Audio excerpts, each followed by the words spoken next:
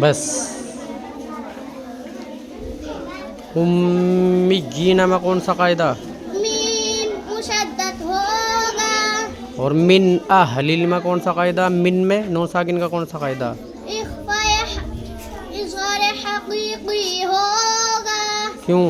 اس لیے کہ نون ساکن کے بعد اظہار حقیقی کے بند حرفوں میں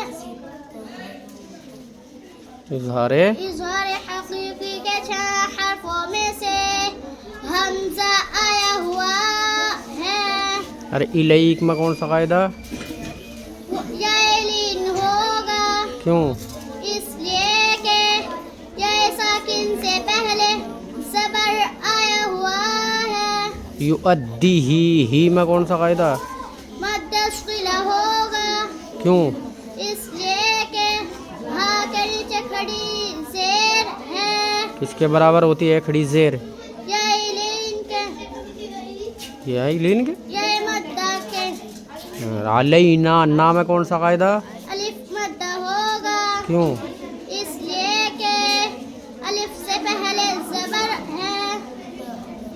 چلو شاباش.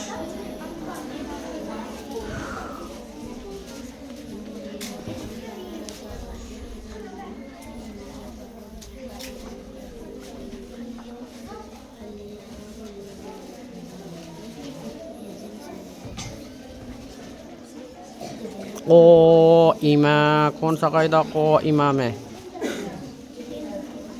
کہ گلاب ایما